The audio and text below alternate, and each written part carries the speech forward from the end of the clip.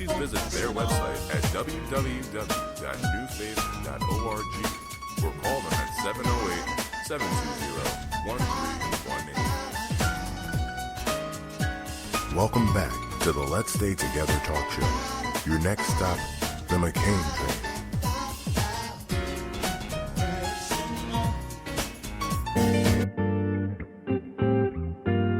Welcome back to the Let's Stay Together talk show. All right. Thank you, Jonathan. Thank you. I appreciate that, brother. Love you, man. Hey, we're right back to the Let's Stay Together show. If you missed the first hour, you've missed some awesome women here talking about developing young women to be virtuous women. So we're going to be talking a little bit more about that now. I want you to call in if you're listening to the show, 312-754-4333. Don't be scared. You can call in and say something. I get a lot of people that always call in or text me later about, hey, I like the show. I wanted to say, well, say it online. 312-754-4333. Baby, you've got a question for all these doctors that we now have here. We done gave everybody a doctorate degree, and I still ain't got nothing. Go ahead, baby. My question is, I'm going to start with Cassandra here. What are you doing to help develop young girls to become a virtuous woman? Well, I live my life by example. As the chairperson of my sorority's youth mentoring program, we actually take young girls and we actually teach them how to achieve, and how to be great communicators. We actually engage them, and we show them how networking actually helps them to develop themselves and to be the people that they need to be in order to be successful. And I actually sit down and I talk to the young ladies. It's not lecturing, because no one wants to be lectured to, whether you're a child, whether you're an adult, whoever you are. You don't want to be lectured to. You want to be talked to, and you want to be understood. And we were talking before the show about the word fleek. I had no idea what the word fleek meant. I thought it was a drug or something. Who said the word fleek? Who said? Did I miss that? Was y'all talking about this off air? Yes. Oh, okay. I'm like, I don't remember that bit on. What is that? Baby, pay attention. Fleek that I learned from my child means being on point. Oh, okay. How we used to say, "Oh, that's on point." That's sharp. Okay, so I'm fleek. So yeah, we're on fleek, and it's learning their language, and it's actually talking to them. I'm not a rap fan. I'm not a hip hop fan. I like R&B. I do. Now, do I listen to some rap? Yes, I do. I need to know what songs are out there, so that way I have a way of actually, kind of infusing my own, I guess, values or morals on my children. And let them know, okay, I understand what Nicki Minaj is saying. However, that is not how a young lady would want to present themselves to a young man that they want to have a lasting relationship with.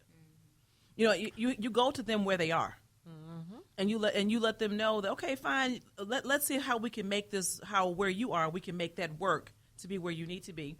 And we teach the young ladies that, when you're interviewing for jobs, we're not asking you to sell out by any stretch of the imagination. We don't want you to change who you are. However, do know that when you're interviewing at a job, you're interviewing with someone my age. Mm-hmm. I don't understand what you're saying when all you say is, you know what I'm saying? Because you said absolutely nothing. For an example, I interviewed a young lady who had a tattoo on her neck. And she was interviewing for something in the medical field. I can't. And then you're playing with a tongue ring the entire time you're interviewing with me. And I literally stopped and I said, I'm going to stop the interview and I'm going to let you know that I'm not going to consider you for the position, but this is why. And she said no one had ever told her that was a problem. They just never hired her. Yeah. Hey, we're going to go to a caller we have right now. We've got Smitty on the air. Smitty, how you doing, man? Man, I'm good. What's going on, McCain train? It sounds like you guys are rocking the mic tonight. Listen, yeah, I thank you for that. Listener.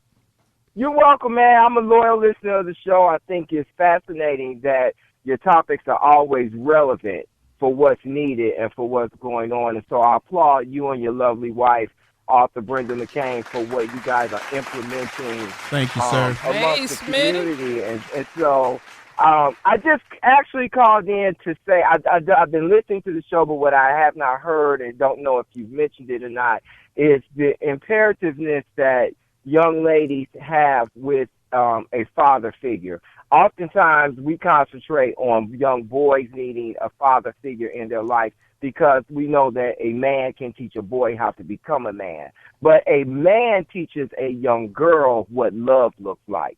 If I shower my daughter, if I have a daughter and I shower her with flowers on her birthday, if I shower her with gifts because she has made strides in life, she's making achievements, if I celebrate her and inflate her in every aspect of her being, that is what love looks like when she looks for a mate and a man. And I think that every young girl should look for, if she's been given that proper love and nourishment from a father, that nurturing, she should look for something that represents her dad in her male soulmate. Because that's what love should look like to her. It's not abuse. It's not hurt. It's not pain. It's not tears. It's joy. It's unconditional. It's liking you in your ugliness. It's when you need to cry, I'll allow you to cry, and I don't ridicule you for what you're crying about. And so oftentimes our young ladies are thirsty for attention, and the only avenue they know to get attention is to maybe put on the scantily dressed clothes. Now, I, like Reverend Rick, think that young girls he played devil's advocate. He thinks that young girls probably have an idea of what they look like. I tend to believe that because I believe that everybody passes by a mirror before they go out in the public. And whatever the mirror shows you, it's just like a camera. It's only going to take a picture of what it sees. And so the transparency in that is we think that's cute. Young girls think that's attractive. The attention is attention, good, bad, and different. It's attention. So I just wanted to share that with your panel, Cassandra Wallington and Kelly. You ladies are doing a phenomenal job. Your chemistry is great, but I didn't hear that, and I just kind of, from a male perspective, wanted to introduce that. Okay, and I'm going to let Kelly, because I know she wants to say something on that real quick. Thank you, Sheldon. So thank you, Sheldon, for calling. Listen up. Continue listening. We thank you, brother. You're welcome. Yeah, I think talking about the role of men in girls' lives is really key. In most girl mentoring programs, you find predominantly female mentors. But we've been doing Polished Pebbles. It'll be at the end of the summer, about 6 years. And so over 6 years, we realized that many of the girls that we serve actually do not have positive male role models in their life on a day-to-day basis. So a big part of what we work on is the community that we bring in to kind of usher and support them. It's not just women. We work and bring in a volunteer network of men as well. So one of the small things that we do is every February in Polished Pebbles is Men's Month. And so throughout the month at all of our after-school sites and school sites and community sites, we recruit men in our networks, and we have open forums where girls get an opportunity to meet different men, learn about who they are, what do you have a daughter, do you take her on daddy-daughter dates, what were you like when you were 12 or 13, why do boys and men do what they do? It's extremely needed because even when I tell the girls that it's coming up, they're like, what kind of man are you bringing up in here? Because if most of their experiences have been negative with men, if the women that they've been around have had negative experiences, they don't necessarily know or believe that good men may necessarily exist. Yeah. So they get a chance to get exposed to that. And then we also do a non-traditional daddy-daughter dance. So a girl in our sites can come on that Saturday, bring a dad, grandpa, uncle, brother, cousin, if you have one. If you don't, we bring our girls who don't. And again, bring that network of men who kind of serve as that surrogate presence for the day. So before I go to Dr.